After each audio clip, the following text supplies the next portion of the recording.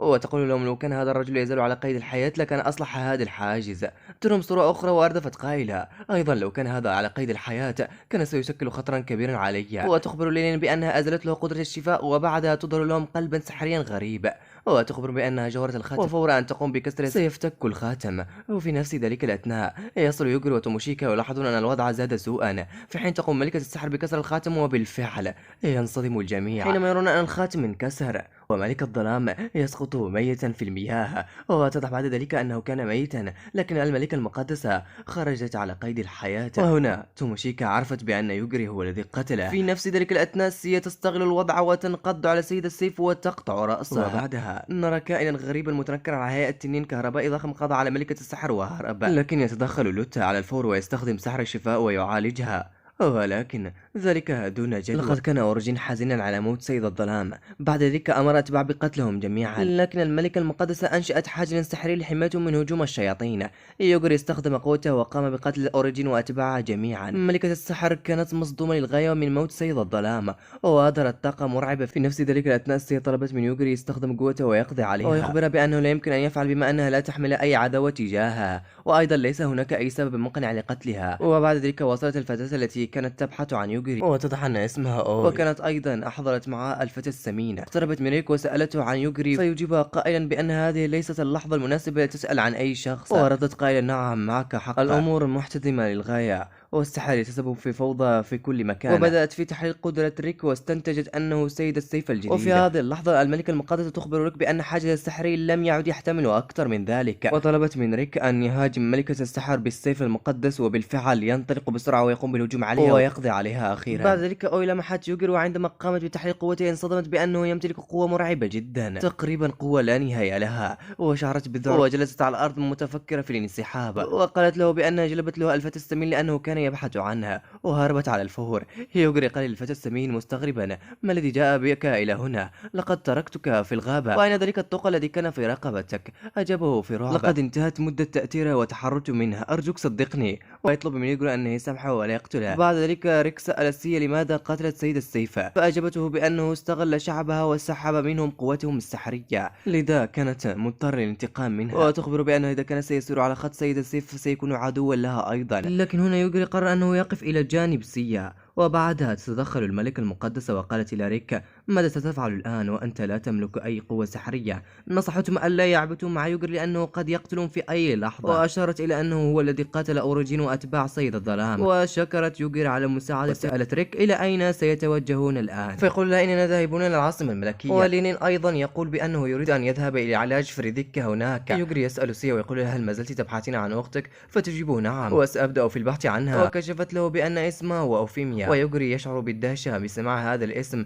مشيرا إلى أنه سمعه من قبل. ثم طلبت منه أن يخبر عن كل الطرق التي سار بها منذ وصوله إلى هذا العالم. يعطي ريك يوغري خريطة لمساعدته في الوصول إلى العاصمة الملكية، ويعطيه قلادة غريبة قائلا إذا وجدت أي مشكلة هناك استخدم هذه القلادة فقط. ويبدأ يوغري وتوموشيكا في التحرك نحو العاصمة الملكية، وكالعادة يغفو أثناء رحلته. يظهر الفتى السمين ونراه يائسا لأنه لم يجد أي أحد يعير أي اهتمام، ولم يجد أي معبر، ويبدو أنه سيبقى في هذا العالم لوحده. وفجأة يظهر أمامه ولد ويطلب منه أن يكشف له عما يعرف عن يوغري. وبعد ذلك نعود إلى الحاكم الشيون الذين اكتشفوا أن المقاتلة أوي هربت ولم تقتل يوغري، فيسألها مساعدة عما تنوي فعلها معها، فيسألها عما تنوي أن تفعل معها بعد ذلك، فتجيب لحد الآن لا أعرف ماذا سأفعل. وتقوم بعدها باستدعاء أشخاص من اليابان لهم علاقة بيوغري. وفجأة يظهر رجل عندما وصل لم يكن يعرف أين يوجد بالضبط، وأخبرته أنه موجودا في عالم آخر وأنهم قد استدعوه. ثم يفتح جهاز التتبع الخاصة به ليتحقق هل فعلا يوجد يوغري في هذا العالم. شعر بالفرحة، وفجأة تلقى تحذيرا على جهازها بأن إشارة التدمير الذاتي قد تم تنشيطها.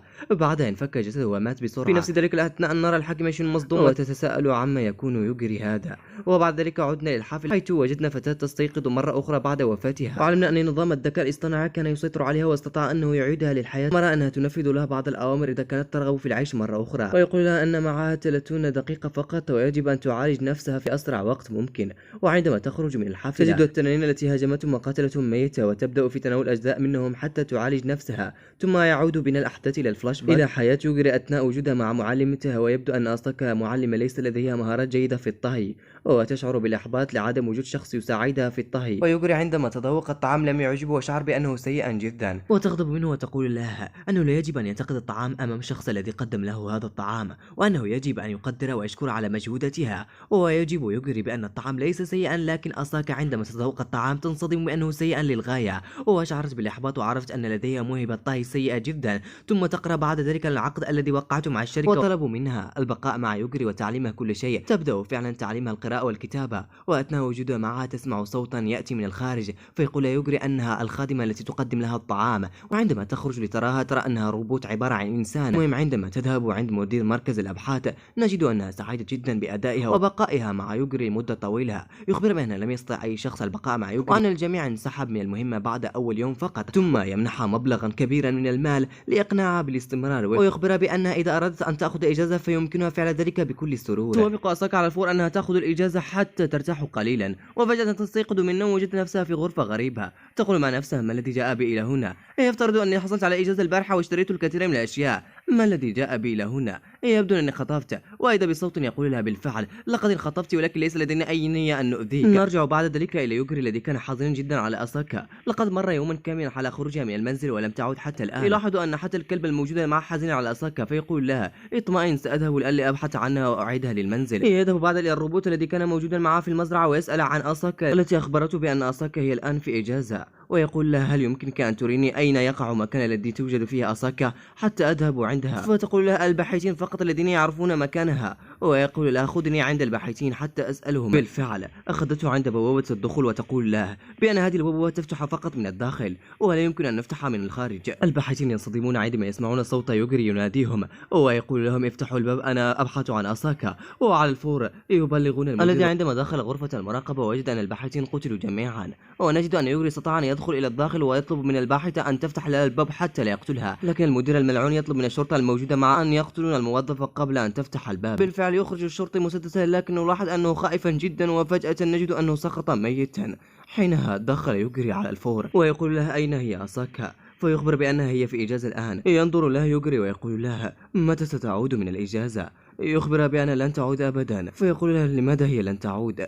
ويخبر المدير بأن الوكالة خطفته ويطلب منه أن يأتي معه ويساعدها وينقذ أساكا. فيقول له أنا لا أستطيع أن أفعل شيئا لأن الوكالة لديها نفوذ عالية جدا وممكن أن يقتلوني. فيقول له يوغري أنا سأذهب لوحدي وأبحث عليها وأنقذها. وفعلا يوغري يصل للوكالة ويقتل كل الجنود الموجودين فيها. عندما يرونه المسؤولين في كاميرا المراقبة يقولون يجب أن نختبئ منه ونقتله على الفور. بالفعل يختبئون منه، ولكن عندما قرروا أن يقتلوه يوغري يقتلهم على الفور جميعا. نرجع لأساكا التي كانت متضايقة جدا لأنها محبوسة داخل هذا المكان، لكنها تسمع الصوت يأتي من الخارج، وفجأة يفتح الباب ودخلت مسؤولة الوكالة وكانت تحمل معها مسدسا ثبته على رأس أساكا. وعندما دخل يوغري تقول له إذا تحركت سأقتل معلمتك، لكن يوغري على الفور يستخدم قدرة الموت الفور ويقتلها. يركض نحو أساكا ويعانقها بقوة. يقول لقد اشتقت لك كثيرا. أساكا تفرح جدا وتشكر لأنه أنقذها، وقالت أنها تعود معه مرة ثانية للمنزل.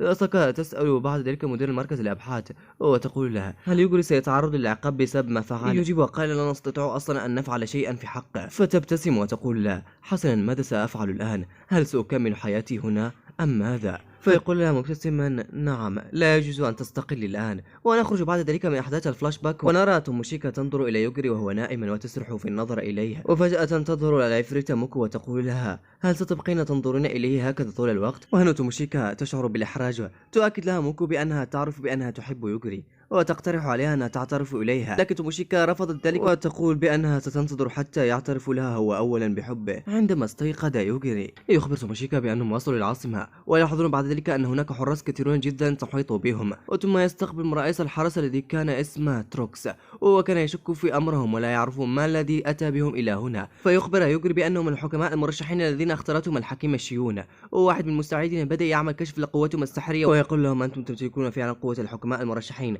لكن ممكن يكون هناك تزويرا. وهنا يوغري على الفور يظهر لهم السلسلة التي أعطاها له ريك، وعلى الفور ينحنون جميعهم معتذرين لهم.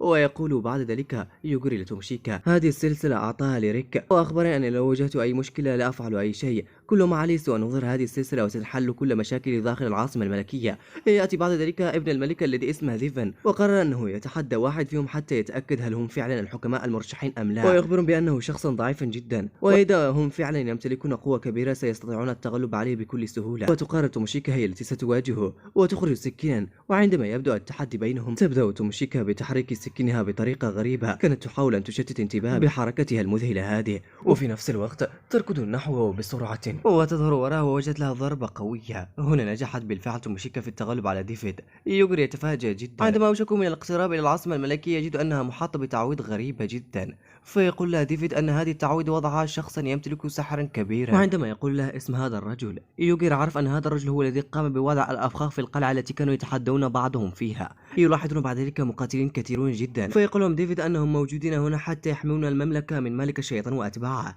وبعدها يغادر ديفيد ويتركهم. يقول يوغري إلى توموشيكا إننا الآن سنقابل الطلبة الذين تركونا وهربوا، ويقول لها يجب أن تقتنع أنهم أعداؤنا الآن لأنهم تخلوا عننا وأرادونا أن نموت. وعندما يدخلون إلى الداخل يأتي عندهم الملك وبدأ في استقبالهم، ويقول لهم طالما تم استدعاؤكم إلينا هذا يعني بأننا حضرناكم من أجل المهمة التالية. ومن أكمل حديثه حتى قاطعوا أحد الطلبة قائلا ويقول له أنت لماذا تتكلم معنا بغرور هكذا؟ نحن لا نريد أن نكون تحت أمرك وسنفعل ما يحلو لنا. فيضحك الملك وأردف قائلا هذه المرة الأولى التي يتحدث معي شخصا بهذه الجرأة، وعلى الفور يخرج سيفه ويقطع أصابع الولد. وقع الولد على الأرض من كتر الألم، ويقول لهم بعد ذلك الملك حتى تكونوا حكماء يجب أن تفعلوا إنجازا عظيما. ونرى بعد ذلك الحكيمة شيون تفتح بوابة سحرية، وعندما تدخل تجد فتاة التي كان مطلوبا منها أن تقتل يوغري وتوموشيكا، لكنها كانت خائفة ومرعوبة منها جدا. وعندما تسألها شيون عن سبب خوفها تقول لها يوغري هذا ليس إنسانا طبيعيا، يبدو أنه عبارة عن وحش يستطيع قتل أي شخص أمامه بسهولة. فتسألها عن أي معلومات جمعتها عنه،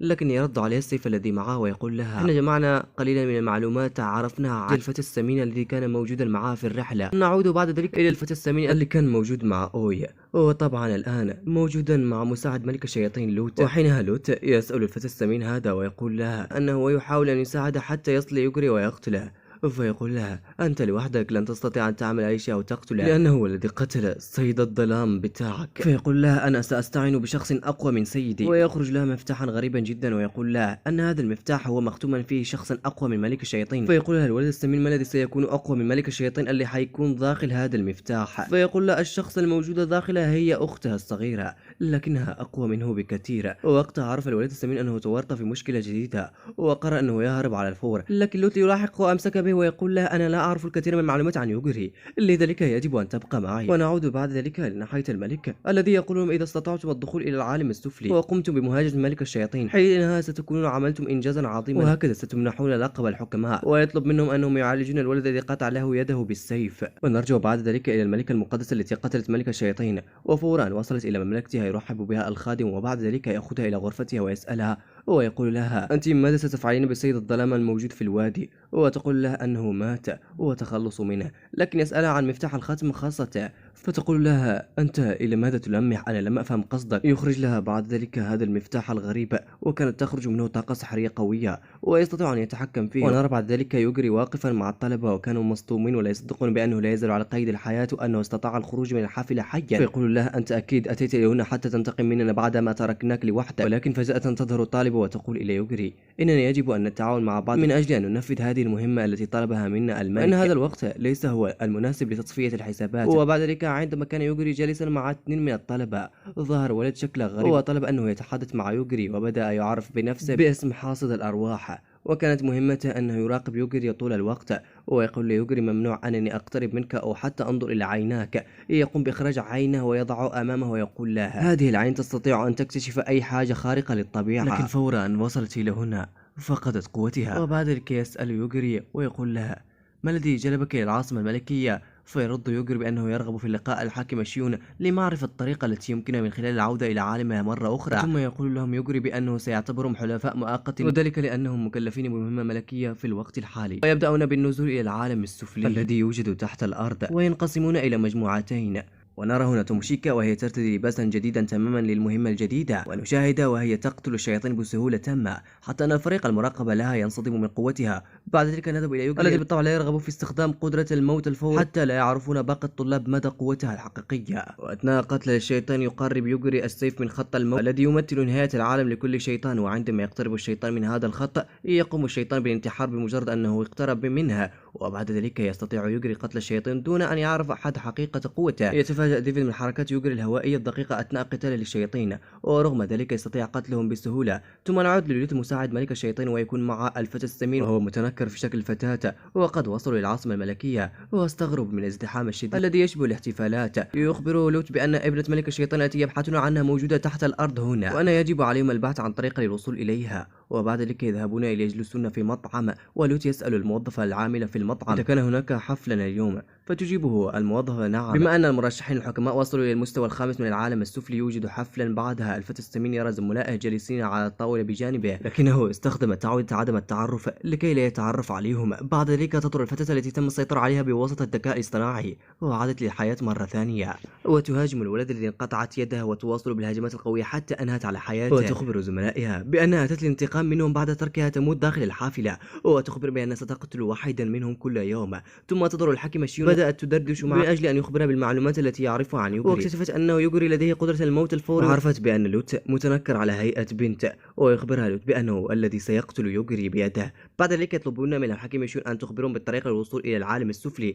لتحرير أخت ملك الشياطين. بالفعل بدأت تصف لهم الطريق وأخبرتهم أين يقع المدخل. نرى بعد ذلك يوغري وهو يلعب على هاتف، وتخبر توموشيكا أنهم في المستوى الخامس ويزالوا مستوين ويصلون إلى ملك الشياطين، ويعرفون بعد ذلك الطالبة التي عادت للحياة مرة أخرى بواسطة الذكاء الاصطناعي، وكانت هي التي قتلت وأقسمت بأنها ستقتل كل الطلبة الذين كانوا معها في الحافلة. بعدها يوغري استغرب من عودته للحياة مرة أخرى. نرجع لناحية الحاكمة شيون، يخبرها مساعدة أن المرشحين الحكماء تجاوزوا كل المستويات ووصلوا إلى المستوى السادس بسهولة، وقررت أنها تصعب عليهم المستويات القادمة. بعدها يسأل مساعدها عما تنوي أن تفعل مع يوغري، تخبر بأنها لم تقرر بعد. في نفس ذلك الأثناء يدخل عليهم الطالب هارتو الذي طلب منها أن تزيد في المدة الزمنية التي أعطتها لهم. بالفعل وافقت، ولكن على شرط أنه يساعدها في التخلص من يوغري. هنا هارتو بدأ يضحك وشعر بالتعجب أنها طلبت منه مثل هذه المهمة. وإلى هنا انتهى هذا الملخص، وشكرا على المشاهدة، وإلى اللقاء في مقطع جديد.